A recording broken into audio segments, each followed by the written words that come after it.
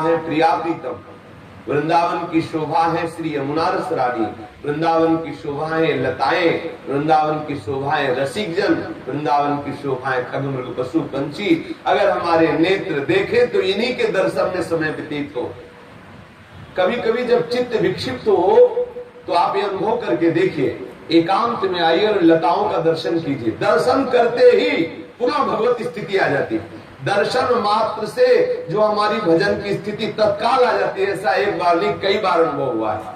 थोड़ा सा मन विक्षिप्त हो, लताओं का दर्शन एकांत में खड़े होकर करो, लताओं की शोभा देखते ही हृदय का विक्षेप दूर हो जाता है और भजन में रति हो जाती है। एकांत में यमुना जी के किनारे बैठो, जहां लोगों का स्नान आदि करने का घाट आदि न हो, और यमुना जी का दर्शन करो। देखो कितनी जल्दी मन शांत होकर के प्रिया प्रीतम के चिंतन में इतने परमाणु है, वहां अपने आप शुरू हो जाता है भजन। कैसे भी विक्षिप्त हो, कैसा भी मूल चित्त वाला हो, यदि रसिक संतों के संग में बैठ जाए, उनके बैठने मात्र से इस अनुभव हुआ इस बात का। पूज्य श्रीधर बाबा की कुटिया में जब रात्रि में प्रवेश करते चरण सेवा के लिए, प्रवेश करते ही हृदय में जैसे मशीन से कोई फिट कर दे मंत्र, ऐसे गुरु मंत्र चलने लगता, जैसे मशीन चल रही एकदम। इतना बड़ा, कई बार ऐसा अनुभव हुआ कि वो बाबा की कुटिया में कितने परमाणु भजन के हैं, नाम जप के प्रवेश करते ही मशीन की तरह मंत्र चलने लगता। प्रवेश करते ही ऐसा लगता हमारा भजन तुच्छ है, क्या हम भजन करते हैं। भजन तो इन महापुरुषों का है। उनको देख करके हृदय में वैराग्य की प्रबल धारणा और भजन की प्रबल लालसा, ये देखो, ये शोभा देखने लायक है, ये शोभा देखने लायक है। जब बाबा के समीप जाते तो मच्छरदानी बाबा की तखत पे लगी रहती, और मच्छरदानी ऐसी थी कि मच्छर की तो बात जाले तो हाथ चला जाए। 10 जगह ऐसे छेद थे, मच्छर की तो बात जाले तो हाथ चला, 10-5 छिपकली पूरी मच्छरदानी में घुमा करती थी। और बाबा से जैसे कहे कि बाबा नई मच्छरदानी ले आवे, अरे नहीं नहीं नहीं, बहुत है, अभी काम चल रहा है, जब ना होगा तब बताएंगे, रहने दो। कभी कोई जल्दी प्रतिग्रह स्वीकार नहीं करते। वही पुराने चद्दर बिछे, वही फटी पुरानी मच्छरदानी और निरंतर भजन। जैसे लोभी कंजूस आदमी धन को बचा के रखता है ना, ऐसे पुराने संत महापुरुष अपने भजन को बचा के रखते थे। अब हम 1,00,000, 2,00,000 करोड़ लेने में हिचकते नहीं, और वो 10 रुपए की वस्तु लेने में बहुत विचार करते हो, कई बार करते, अरे नहीं जरूरत नहीं है, चल रहा है काम, नहीं बाबा अमुक वस्तु चाहिए ही चाहिए। अच्छा फिर जब होगा तो हम आपको बताएंगे, रख लो, आप अपने पास रख लो, जब होगा तुम बताएंगे। ऐसा अकिंचन जीवन, ऐसा भगवत प्रिय जीवन पूछो मत। पुराने संत महापुरुषों का जीवन देख करके अपने सारे अभिमान गलित हो जाते हैं। किस काम का हमारा जीवन है? हम भजन करते, हम प्रभु से प्रेम करते। इतना कपड़ा केवल उनकी कमर से जांग तक लगा। एक जो है कभी कभी तो लंगोटी पे ही रहते, जैसी छवि आप देख रहे हैं, छड़ी लिए हुई एक लंगोटी लगी हुई।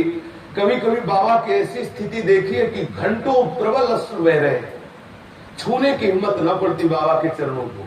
रोम रोम खड़ा है, पपक कर रो रहे हैं, वयोवृद्ध शरीर, पूरी तकिया गीली हो रही है, शांत एकदम। ये है वृंदावन की शोभा, ये वृंदावन की शोभा है। यहाँ के रसिक जन, वृंदावन की शोभा है यमुना रस रानी।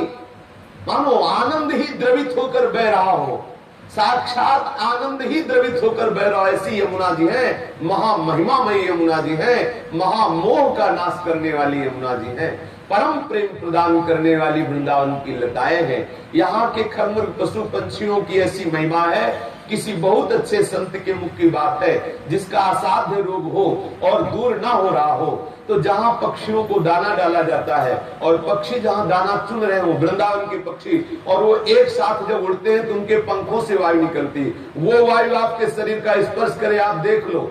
ऐसी औषधि है कि बिना किसी औषधि के रोग कम होने लगेगा और धीरे धीरे आप उस रोग के ऊपर उठ जाएंगे। अर्थात रोग अगर बना भी रहेगा तो नीचे रहेगा, आप कहीं ऊपर होंगे, जहां रोग आपको स्पर्श नहीं कर सकता।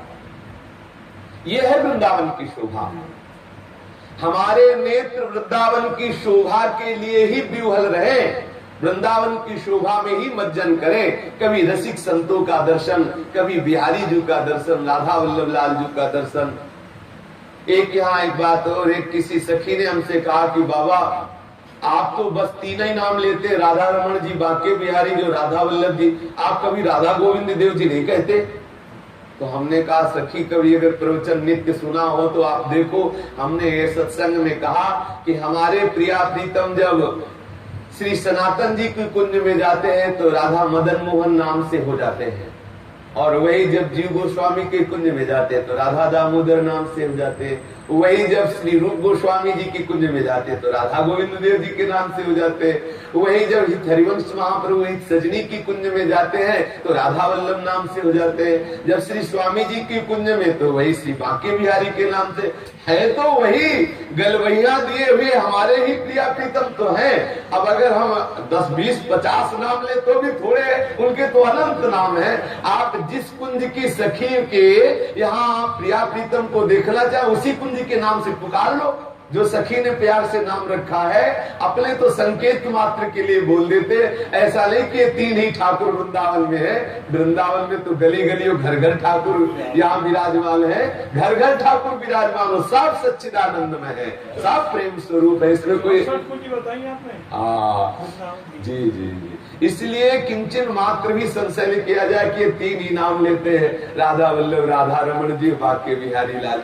ये तो संकेत में ले लेते हैं कि सब समझ ले कि हाँ हमारे भी ठाकुर का नाम। तो कहा एक ही प्रिया प्रीतम है, वृंदावन में 100-200 प्रिया प्रीतम थोड़ी है।